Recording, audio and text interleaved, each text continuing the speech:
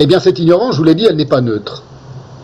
On le comprend en écoutant Laurence assimiler, de manière invraisemblable, encore à un autre endroit d'une autre conférence, l'islam a une forme de judéo-christianisme.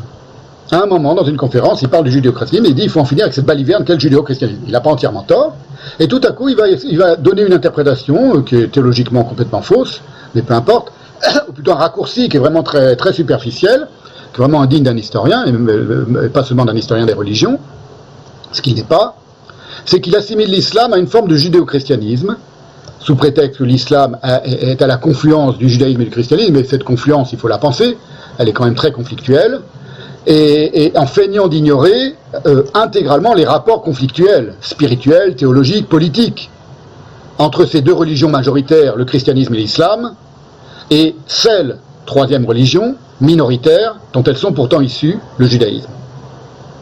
Voilà comment il décrit les choses, vous allez le voir, je n'exagère pas. C'est pour vous montrer, vous voyez, je ne peux pas vous montrer mieux que de vous montrer des moments de son discours où il quitte toute neutralité et à son insu, c'est ça qui est intéressant.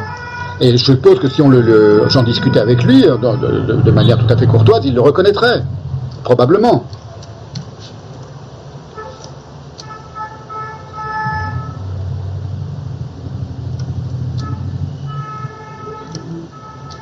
Et du côté de l'islam, l'islam a hérité de tout ça, puisque d'abord, mettons fin à une baliverne qu'on appelle la tradition judéo-chrétienne.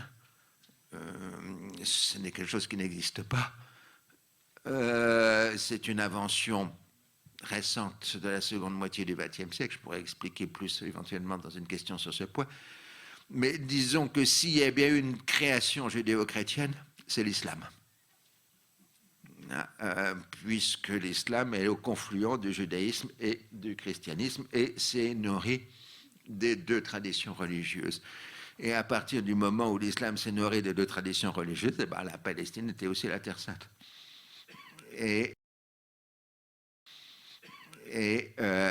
Donc, il y a tout un paquet d'histoires bibliques qu'on appelle en arabe les Israéliates qui sont entrés dans l'islam.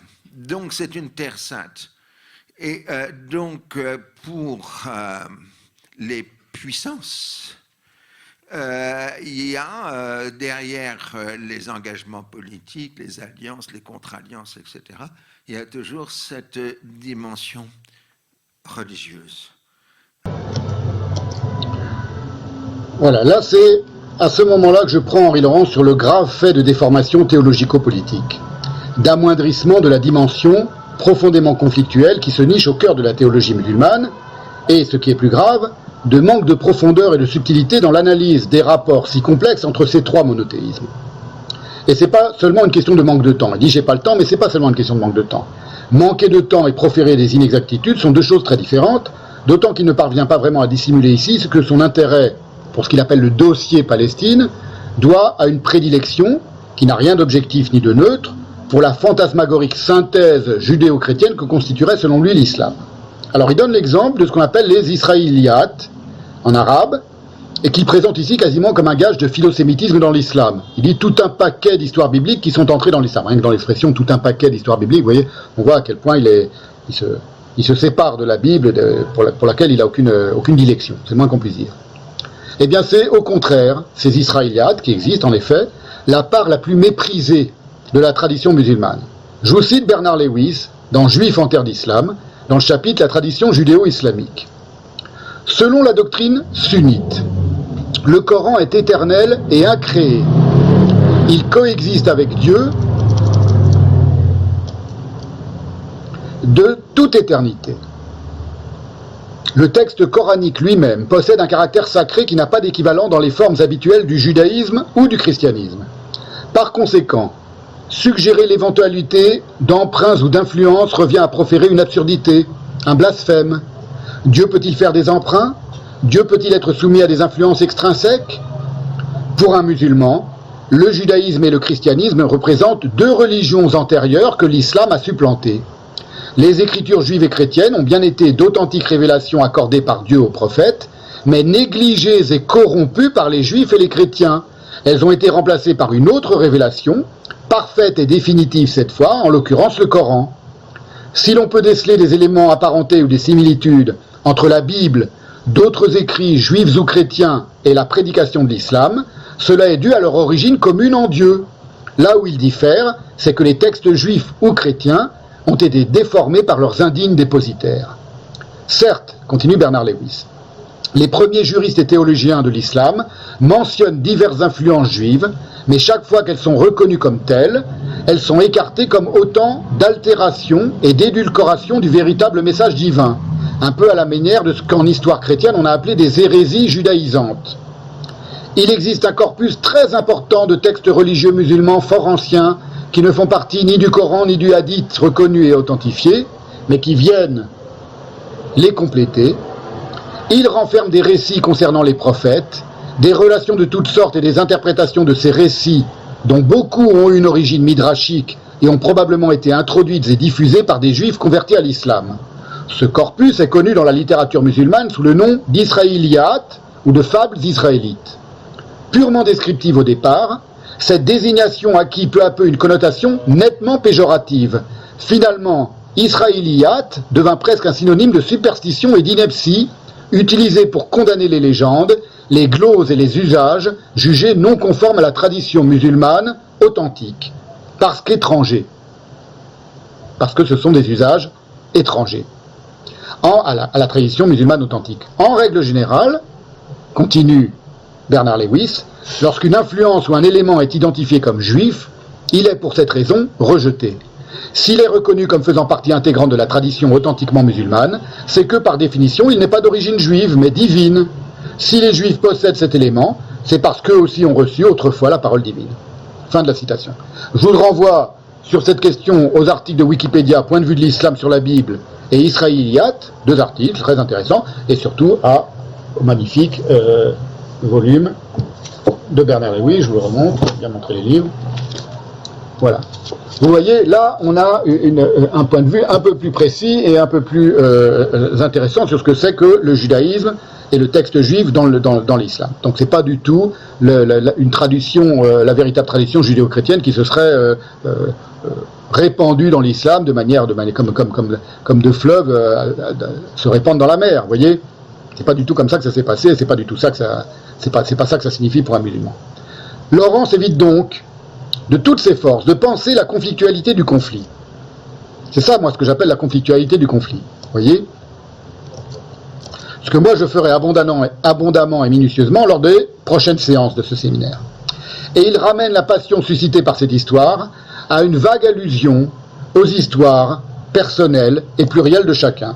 Il n'en dit jamais beaucoup plus, et on ne voit pas en quoi c'est vraiment spécifique aux recherches historiques, si vous voulez, ou aux recherches théologiques.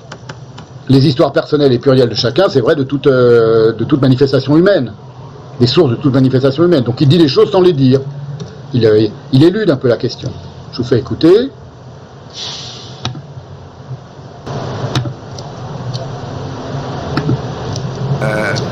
C'est d'ailleurs le fait même que vous soyez là à la démonstration, c'est que c'est un sujet qui est saturé d'histoire.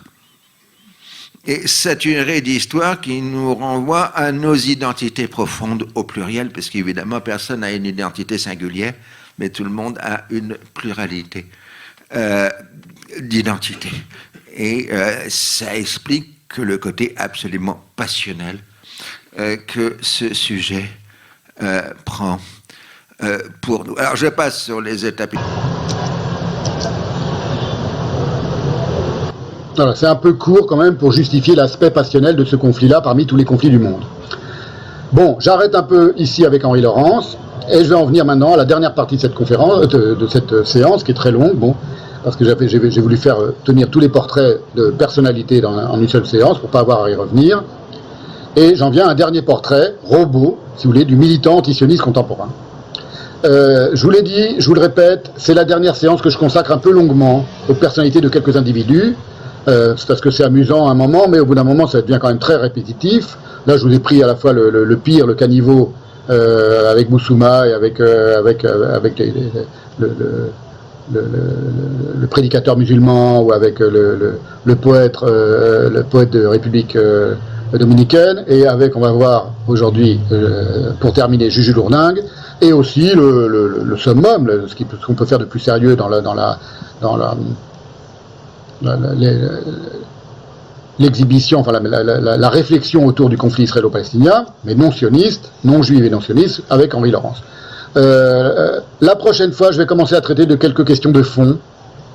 Et là, on reviendra au texte au pluriel, on reviendra à des interprétations de fond, qu'on a un petit peu quitté aujourd'hui pour faire tracer des portraits un peu psychologiques des gens, des uns et des autres, à leur détriment parfois.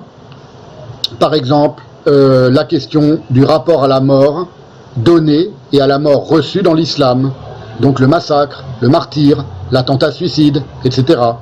Ou encore la question de la fréquence étonnante de juifs parmi les antisionistes. Parmi les militants et les essayistes et les historiens antisionistes, il y a eu beaucoup de juifs. Il y a encore beaucoup de juifs. Donc il y a l'UJFP dont j'ai parlé tout à l'heure. On a évidemment les plus connus, Noam Chomsky, Shlomo Sand, Alain Grèche en France, Dominique Vidal, Éric Hazan, Maxime Rodinson.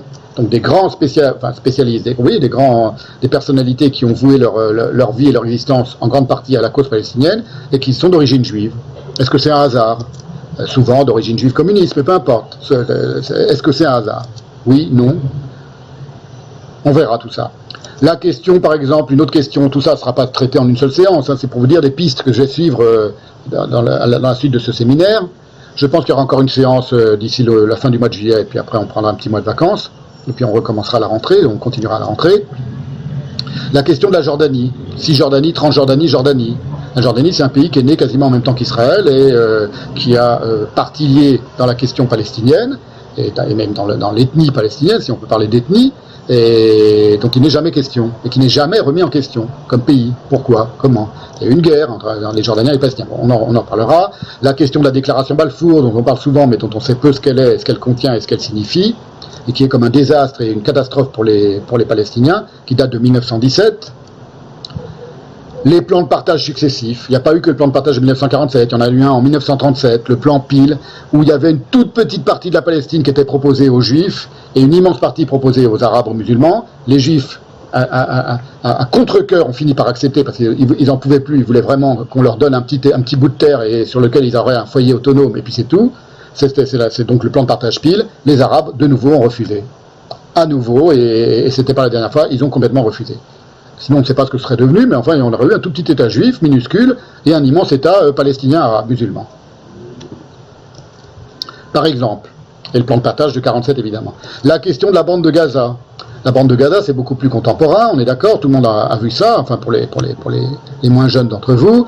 Ça date de 2005. En 2005, Israël, qui occupait la bande de Gaza, s'est retiré unilatéralement de la bande de Gaza, a démantelé toutes les implantations juives, on appelle les colonies, ce que les Israéliens appellent les implantations juives sur la bande de Gaza. Tous les juifs se sont retirés de Gaza, il n'y avait plus un seul juif dans Gaza, et ils l'ont donné sur un plateau à l'autorité palestinienne, qui aurait pu, à partir de ce moment, c'était dans le cadre d'un plan de paix, faire ce qu'elle voulait avec Gaza, c'est-à-dire essayer de construire un endroit vivable à Gaza. C'était pas l'État palestinien encore, mais c'était un début d'entité de l'État palestinien.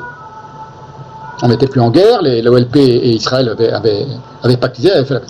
En 2 ans, ça a été une catastrophe. C'est-à-dire, ils sont immédiatement disputés avec le Hamas. Le Hamas, qui est un mouvement à tendance terroriste et à idéologie impliquant les attentats terroristes, qui a pris le contrôle à Gaza et qui a fait de Gaza la ruine que c'est aujourd'hui en allant attaquer Israël, etc. Il ne faut pas l'oublier. La question des transferts de population, qui est une question qui revient souvent dans les discussions sur les solutions, les tentatives de solutions aux problèmes mises en avant par les idéologues sionistes de la première moitié du XXe siècle. Qu'est-ce que c'est qu'un transfert de population ? Est-ce que c'est la même chose qu'un nettoyage ethnique ou pas ? La guerre de 48, de 47-48, on y reviendra.